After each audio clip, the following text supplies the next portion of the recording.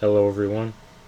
Boring movie guy here. I'm here to talk about another movie, and today that movie is My Man Godfrey. Um, this was from 1936. Uh, I love this movie. I'm so glad that Criterion brought this movie out on Blu-ray because the only way I'd be able to see this is on TCM. I know that there's companies that have put this movie out in the past, and they never really had a good restoration. I always had to wait for the TCM one to pop up to watch it because that one actually has a good restoration. So I'm very glad that Criterion got a hold of this and went ahead and put out a definitive version of this film. But yeah, this film is just so damn funny. Oh my god. I don't even know how to explain it. Like the first time I watched it, I was just so. It was such a blast. Like, oh my god, there's Carol Lombard in this film. So let me go through the cast. There's Carol Lombard. It's William Powell. Um, Alice Brady. Gail Patrick. And Eugene Pallette. Oh my god, Eugene Pallette in this movie is so damn funny. Oh my god, he's probably the funniest character in this film is probably Eugene Pallette, followed by probably I don't know, they're kind of even, but Carol Lombard and Eugene Pallette are very funny in this film. Eugene Pallette, like the one, like when you first see him, he's like at a bar talking to this guy, and he's like, and the guy's like, "Hey, you see that windbag over there with the goat?" He goes, "Yeah, I've been seeing her for 20 or 30 years now." And he goes, "What?" And he goes, "That's Mrs. Bullock." And he's like, "Oh, I'm sorry." He's like, "Now you know how I feel." So he always has all these like little like just grumpy like sort of one liners in this film, mainly about his family, because he's this rich businessman and the rest of his family just like out of control and spoiled, and yeah, not exactly the most ideal family to have. Like even William Powell in this film. Like basically the plot of this film, if it even has a plot, is basically there's a scavenger hunt going on, like this rich party, rich socialite party going on, and there's a scavenger hunt, and basically if you find like the main item on the list, you pretty much win. And the main item was like Forgotten Man or whatever, and it opens with like William Powell. He's like living at the city dump, and these rich people come pulling up, and they're like, "Okay, you're a Forgotten Man. Could you come with us so we could win this scavenger hunt?" And he sort of tells this girl no, which I believe was Gail Patrick in this film, and yeah, he pushes her into a ash pile, and then uh, Carol Lombard's still like standing around. She's just laughing at what happened, and he's like, "Hey, do I have to push you in a in an ash pile?" And then you see like Carol Lombard and William Powell talking, and he sort of like warms up to her and goes, "Okay, I guess I will go with you. I'm a forgotten man. If you want to win this thing, let's go ahead and go." So they go to the party, and she ends up winning, and then she goes, "Oh, how can I give you something back for helping me win this?" And he goes, "Well, do you got a job?" And she goes, "Yeah, we need a butler." He goes, "Well, I guess I can be a butler. I'll be there tomorrow morning." And yeah, he shows up there the next day, and already like he walks in, and the maid's sort of just like waiting for him to just get the hell out of there because they haven't had a butler that's lasted more than a day or whatever the longest period it was. It had to been less than a day, but yeah, you know, basically, I don't want to give too much away because I'd be sitting here like for an hour telling you like all the little gags that are in this film, and all the little just all the little moments that just make this film so great. So yeah, William Powell is great. Carol Lombard, this is probably her best performance. Just so damn funny in this film. She really just steals the show every scene that she's in. The moments when she's just sitting there crying, you just can't help but laugh, like the faces she put on and just the whining, and oh my god, it's so hard to like actually like get people to laugh at like crying and stuff like that. But in this film, they accomplish it really well. And yeah, like I said, this film I think was actually nominated in all the acting categories. Best actor, best actor, best actress, best supporting actor, best supporting actress, and it's crazy. It's crazy because yeah, all the performances in this film are just so funny. Oh my god. Especially like Alice Brady, I believe she was nominated for Best Supporting Actor. She plays the mom, and oh my god, she's just constantly like one of those like half-wit, like just rich wives. Oh my god, like there's a moment where this guy's like, where's my $5 at? And she's like, bucks, what's bucks? And he's like, I promised this guy $5. Well, give him his $5 and give him the $5. Whatever bucks are. Oh my god. And she just has so many moments where she just chimes in on like the conversations, and oh my god, it's so funny. And I already talked about Eugene Pallette, but man, he's so damn funny in this film. I hate to learn that the guy was kind of like a racist. Eugene Pallette, like I've heard other people talk about how he was a racist, so it's hard to like laugh at him, but at the same time I can sort of block that out. The guy's dead.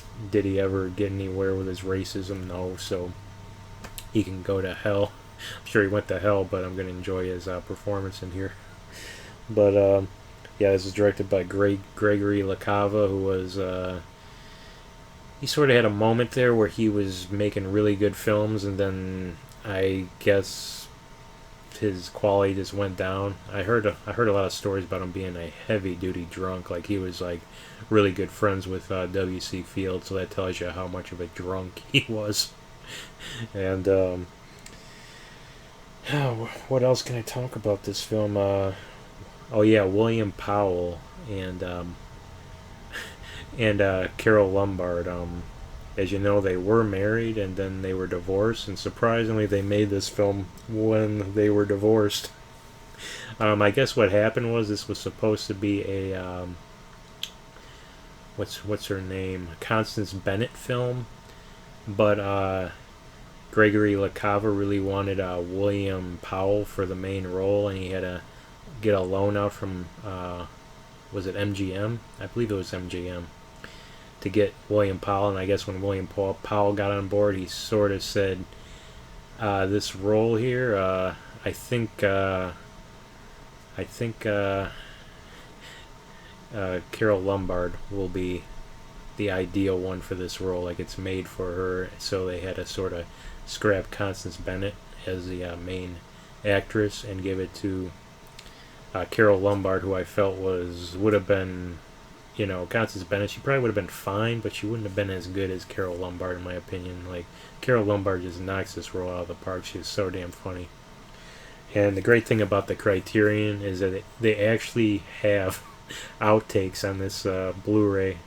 You can probably look them up on YouTube right now, but yeah, they have the outtakes on here. They're hilarious. Like you hear William Powell like cussing up a storm. You hear Carol Lombard cussing up a storm. After she forgets a line or maybe the take's not going too well. Like it's really funny, the outtakes on here. And they also had like I was surprised that this film Criterion managed to get some special features on here, but I think they had to make them themselves.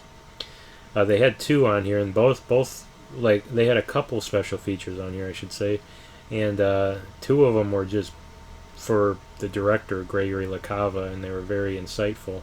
I learned quite a bit from them. I think both of them just had some. Let me see. It says interview with critic Neil Pinkerton, and then Gary Giddens. Okay, but yeah, those are the two guys on here that were talking basically about Gregory LaCava. And then they actually had the Lux Radio Theater version of this where it was Carol Lombard and William Powell, and I believe you had some of the other people like Gail Patrick in there. I think Alice Brady was in there too. And they did not get Eugene Paulette, and you can really feel how how his performance was actually really good by listening to it, because the guy that they got just really didn't deliver the lines as good as Eugene Paulette. And they also had David Niven in there doing the role of I think it was they didn't get Alan Mabry, so they replaced him with David Niven in the Lux Radio version of it. And it was very, very interesting because, you know, David Niven would go on to play Godfrey in the remake, My Man Godfrey. It was him and June Allison, the remake. Can't say I approve of that version, to be honest with you. It didn't make me laugh. It wasn't anywhere near as good as this. So I would just say stick with the original version. Don't go for the remake with June Allison, David Niven. It's okay, like it's not terrible, but why would you watch that when you have this masterpiece here? That's all I have to say about that. I guess I haven't mentioned yet, but Misha Auer, who is the guy who played Carlo in this movie, oh my god, hilarious as that character. Him and Eugene Paulette just have moments in there that are just so funny. Oh my god. And I think Misha Auer also got the Best Supporting Actor nomination for this film. I'm telling you, this film is so damn funny. Oh my god, it is so damn funny. Let's look at the criterion here. Like, you know, it's got this really cool cover. Nice little artwork there. And then got just a green background there. Then the disc has a little butler suit there.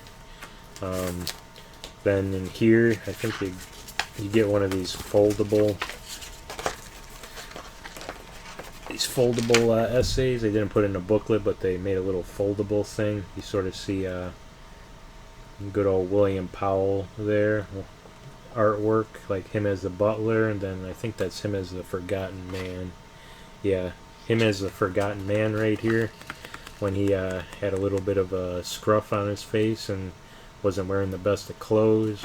Then you got William Powell, and he's a butler when he gives himself a nice little shave there, dresses up nicely. And then, yeah, you got that artwork there. You know, you got William Powell and Carol Lombard right there, and you got all the characters and all that. That's really cool. I like that. That would be a nice little like poster to put up if there was a nice size of that, because I really love this movie, man. I love all the characters in this film, all the moments. I'm telling you, this is well worth a watch. Now it's time to rate the movie, and yeah, I gotta give this a perfect 10, man. This film is just one of those ones I put on and just really, really have a great time. Like if I am ever feeling just down in the dumps, feel like slit my wrists. No, I'm just kidding. Yeah, I put this movie on, man. It's one of those ones, you know, it's like I have a list of films to put on if I'm ever feeling down in the dumps, and this is way high on the list, man. I'm probably going to do some reviews on the other films that are on that list, but this one, perfect 10, man. I can't really think of anything bad about this film. Everything was just so well planned out, you know, just comedy-wise, like every little line, every little moment. It's weird that William Powell sort of plays like the straight man in this movie, while he's usually the quick-witted type person, but he plays the straight man in this movie, and everyone else around him is just a nut job. And yeah, it's so refreshing to always come across a film like this that just makes your day, uh, makes you wish that films were still being made like this. You know, witty, funny, just well fleshed out. You know, just the timing and everything.